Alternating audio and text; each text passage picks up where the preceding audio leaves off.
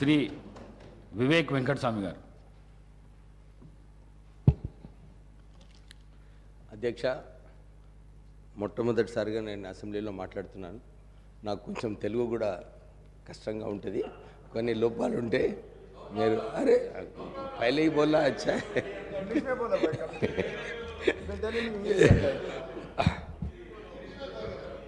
बोलिए जो भी आता बोलिए, जरा सुनो, सुनने के बाद డిస్కస్ కరిగే. అధ్యక్ష, ఇప్పుడే రామ్మోహన్ రెడ్డి గారు గవర్నర్ రెజల్యూషన్ ఏదైతే ప్రపోజ్ చేశారో చాలా మంచిగా కాంగ్రెస్ పార్టీ ఏదైతే గ్యారంటీ స్కీమ్ గురించి వివరాలు ఇవ్వడం జరిగింది. తర్వాత మొట్టమొదటిగా వారు చెప్పినట్టు సోనియా గాంధీ గారు అప్పుడు మనకు హామీ ఇచ్చారు, తెలంగాణ ఇస్తామని చెప్పి. అప్పుడు యూపీఏ ప్రభుత్వం 2009లో మాట ఇచ్చిన ప్రకారంగానే 2014లో ఇవ్వడం జరిగింది. ఆ ఉద్యమంలో అందరూ కూడా కలిసి ఉద్యమం చేశారు. ప్రజలందరూ కూడా, అన్ని వర్గాలు, అన్ని కులాలు అందరూ కూడా మాకు తెలంగాణ కావాలని చెప్పి తెలంగాణ ఉద్యమంలో పాల్గొన్నారు. మేము అప్పుడు కాంగ్రెస్ ఎంపీస్గా తెలంగాణ పార్లమెంట్లో నినాదాలు చేసి, ధర్నాలు చేసి, అప్పుడు నిజంగా చెప్పాలంటే సోనియా గాంధీ గారు మేమందరము ధర్నా చేసేటప్పుడు, నినాదాలు చేసేటప్పుడు ఎప్పుడు కూడా మాకు విమర్శించలేదు. ఆమె ఎప్పుడు కూడా ఎంకరేజ్ చేసింది. సరే, మీ అందరికీ ఆకాంక్ష ఉంది తెలంగాణ రావాలని, మీరందరూ కొట్లాడమని చెప్పి అప్పుడు సోనియా గాంధీ గారు మాకు సటల్గా ఆదేశాలు ఇవ్వడం జరిగింది. అలాగే నేను పొన్నం ప్రభాకర్ గారు, రాజగోపాల్ రెడ్డి గారు, రాజయ్య గారు, జగన్నాథం గారు, మేమందరం కూడా ఆ రోజులలో బ్యాక్గ్రౌండ్ వర్క్ అన్ని చోట్ల కూడా అప్పుడు గులాం నబీ ఆజాద్ గారు మా మంత్రి ఇన్ఛార్జ్గా ఉండే, వారికి ఎందుకు తెలంగాణ ఇవ్వాలి, తెలంగాణ ఇస్తే ఎట్లా తెలంగాణ బాగుపడుతుంది, తెలంగాణ అభివృద్ధి ఎలా అవుతుందని చెప్పి చాలాసార్లు ప్రజెంటేషన్ ఇవ్వడం జరిగింది. కీలకమైన సమయంలో అప్పుడు రాహుల్ గాంధీ గారిని నచ్చజెప్పి తెలంగాణ ఇస్తే బాగుంటుంది, తెలంగాణలో ప్రజలు ఆకాంక్ష ఉంది తెలంగాణ రావాలని చెప్తే అప్పుడు రాహుల్ గాంధీ గారు, సోనియా గాంధీ గారు నిర్ణయం తీసుకొని మనకు తెలంగాణ ఇవ్వడం జరిగింది. మీకు అందరు తెలుసు, ఆ రోజు పార్లమెంట్లో గ్యాస్ విడుదల చేసినప్పుడు కూడా మన పొన్నం ప్రభాకర్ గారికి అప్పుడు హాస్పిటల్ కూడా తీసుకువెళ్ళడం జరిగింది. ఇవన్నీ అయినప్పుడు అందరికీ తెలంగాణ వస్తే ఒక తెలంగాణ బాగుపడుతుందని చెప్పి చాలా ఆశలు ఉండే తెలంగాణ ప్రజలకు. ఈ 10 సంవత్సరాలు ఏదైతే ఈ టీఆర్ఎస్ ప్రభుత్వంలో ఉన్నారో ప్రజలు ఏదైతే అనుకున్నారో, అరే మా బ్రతుకులు బాగవుతాయి, మా భవిష్యత్తు బాగుంటుంది, మాకు ఉద్యోగాలు కల్పిస్తారు, మాకు నీళ్లు ఇస్తారు, నిధులు నియామకాలు ఏదైతే ఆలోచించారో ఈ 3 అంశాలపైన ఈ 10 సంవత్సరాలలో నిజంగా చెప్పాలంటే చాలా లోపాలు ఉన్నాయి అధ్యక్ష. ఇంతకుముందు రామ్మోహన్ రెడ్డి గారు చెప్పినట్టు నీళ్ళ విషయం నేను తర్వాత తీసుకుంటాను, ఎందుకంటే ఆ కాళేశ్వరం ప్రాజెక్ట్ ఆ పెద్ద ప్రాజెక్ట్ అది, దాని గురించి చాలా వివరాలు ఇచ్చే అవసరం ఉంది. రాష్ట్ర ప్రభుత్వం ఆల్రెడీ రేవంత్ రెడ్డి గారు ఒక నిర్ణయం తీసుకున్నారు, దీనిలో కాళేశ్వరం ప్రాజెక్టులో ఒక ఎంక్వైరీ పెట్టాలి. ఎందుకు ఈ ప్రాజెక్టులో ఏదైతే ప్రాణహిత చేవల్ల గురించి మా నాన్నగారు అప్పుడు వెంకటస్వామి గారు కొట్లాడి ఈ ప్రాజెక్ట్ శాంక్షన్ చేయించారు అప్పుడు.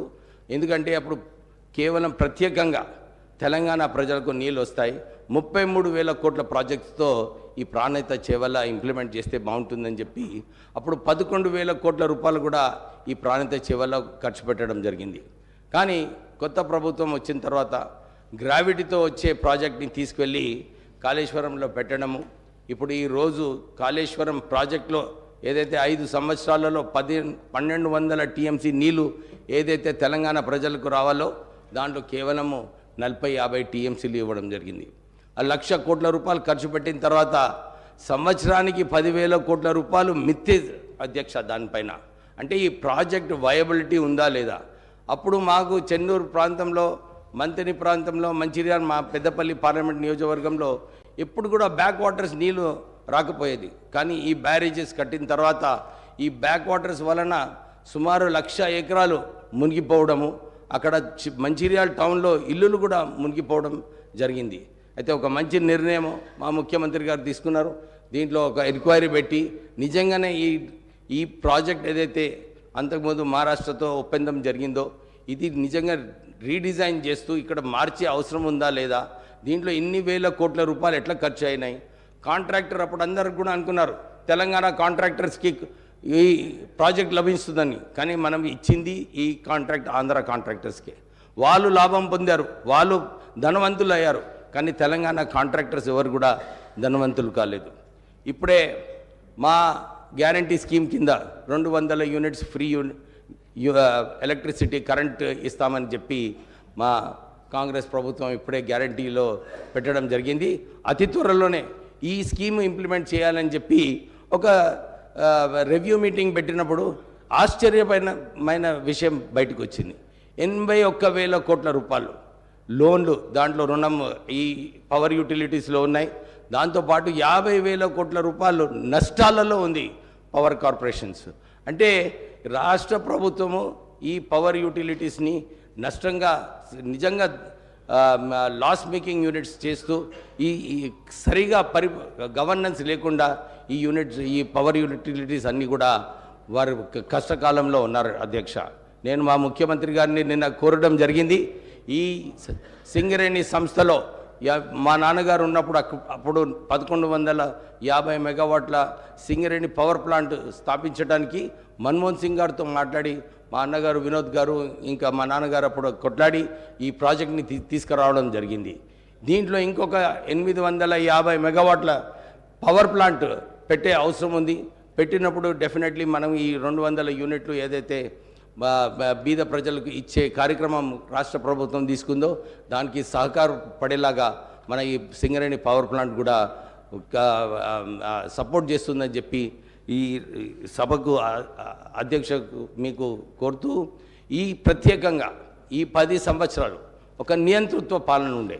ఇప్పుడే వారు చెప్పినట్టు ఏ ఉద్యమం పోయినా కానీ అందరినీ అరెస్ట్ చేయడము, ఇంట్లో గంటలాది వాళ్ళందరికీ కూడా పోలీస్ స్టేషన్లో తీసుకెళ్ళి పొద్దున్న నుంచి సాయంత్రం వరకు పోలీస్ స్టేషన్లో పెట్టడము, తప్పుడు కేసులు పెట్టడము, అంటే ఈ నియంతృత్వ పాలన. ఎందుకంటే నేను మొన్న ఎలక్షన్ క్యాంపెయిన్లో పోయినప్పుడు కూడా ఇదే చూశాను. అందరూ కూడా ఇదే చెప్తున్నారు, సార్ ఈ పోలీస్ వ్యవస్థ ఈ టీఆర్ఎస్ నాయకులు ఏదైతే వాడుకున్నారో ఇష్టం వచ్చినట్టు అక్రమ కేసులు పెట్టడము, వారిని ఎస్సీ ఎస్టీ కేసులు పెట్టి రోజు వేధించడము, ఇవన్నీ కూడా ప్రజలందరూ కూడా నచ్చలేదు. అధ్యక్ష, ఈ నియంతృత్వ పాలన పోవాలనే ఈసారి ఈ ఎన్నికలలో ప్రజలందరూ కూడా ఒక స్పష్టత ఇచ్చినారు.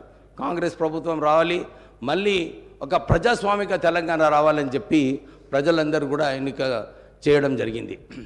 రేవంత్ రెడ్డి గారు ముఖ్యమంత్రి గారు అదే దాని ప్రకారంగా ఏదైతే ప్రజలు ఆశించారో ఒక ప్రజాస్వామిక తెలంగాణ ఉండాలని చెప్పి ఆల్రెడీ ప్రజావాణి కార్యక్రమంలో ఇది ప్రజల ప్రభుత్వం అని చెప్పి ఆల్రెడీ ప్రగతి భవన్ ఏదైతే ఇంపక్ కౌన్సిల్ ఉండేనో ఇవన్నీ కూడా తొలగించి ప్రజలకు అక్కడ యాక్సెస్గా చేయడం జరిగింది.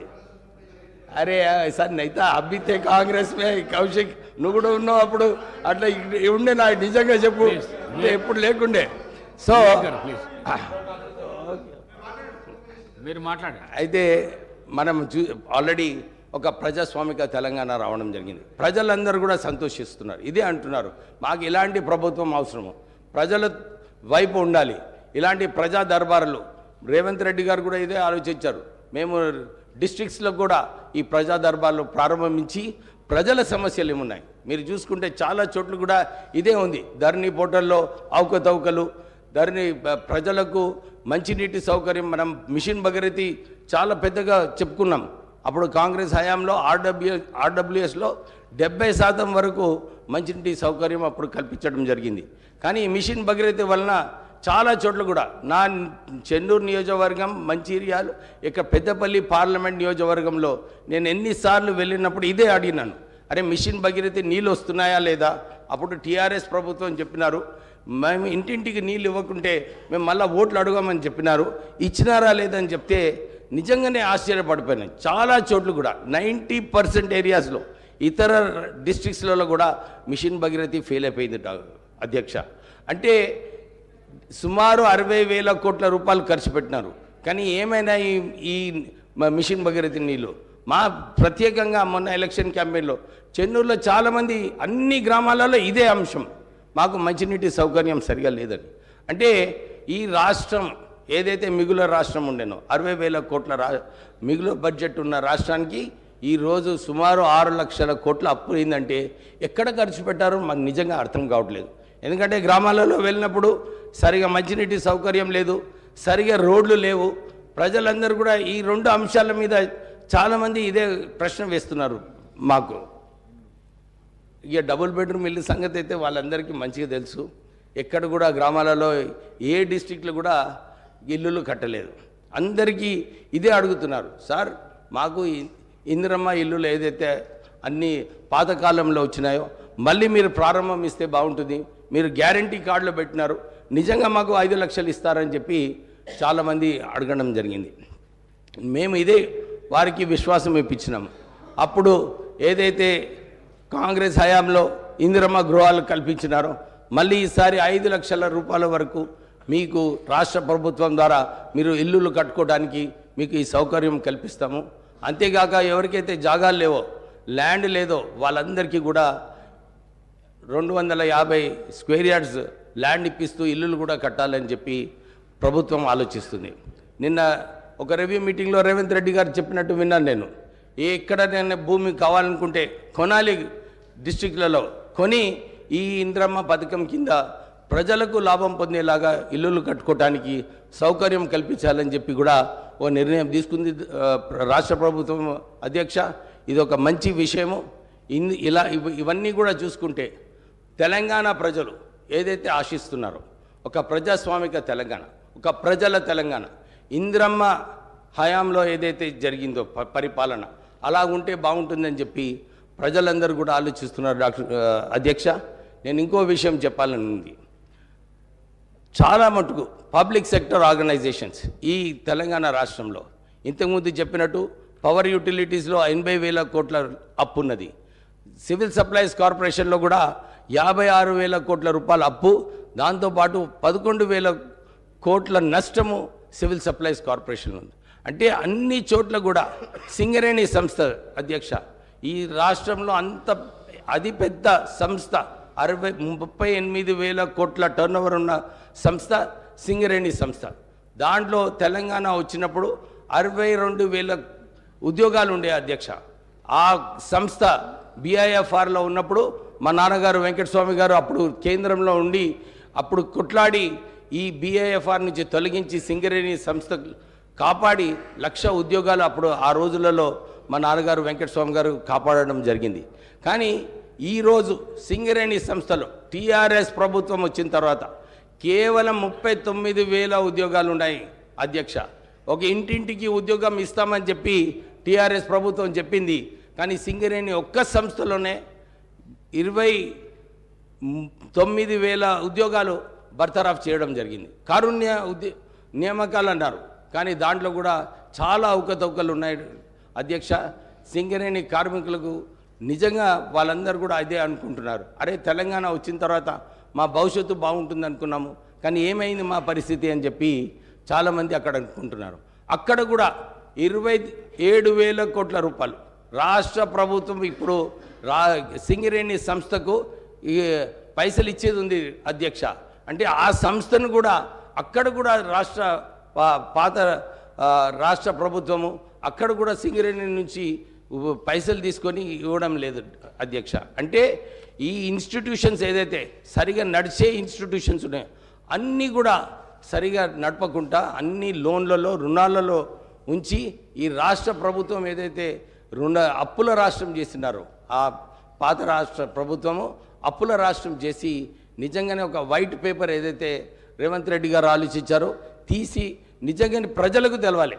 కానీ అప్పుడు మా కేటీ రామారావు గారు అన్నారు, అరే ఇప్పుడు మీకు తెలియదా ఇంతకు ముందు అని చెప్పినారు. కానీ ప్రజలు ఏదైతే అనుకుంటున్నారో ఇంత దురదృష్టమైన సిచ్యువేషన్ ఉంటుందని ఎవరు కూడా ఆలోచించలేదు అధ్యక్ష. దీంట్లో రాష్ట్ర ప్రభుత్వం ఒక మంచి నిర్ణయం తీసుకుంది. ఎక్కడైతే అవకతవకలు అయినాయో అక్కడ దాంట్లో ఎంక్వైరీ పెట్టాలి, సరైన యాక్షన్ తీసుకోవాలి. చాలామంది 300 రిటైర్డ్ ఆఫీసర్స్ని రీఎంప్లాయ్ చేస్తున్నారు అధ్యక్ష. అంటే ఎందుకు అసలు ఉద్యోగాలు లేవు, ప్రజలందరూ కూడా ఉద్యోగాలు కల్పిస్తే బాగుంటుంది అనుకున్నారు.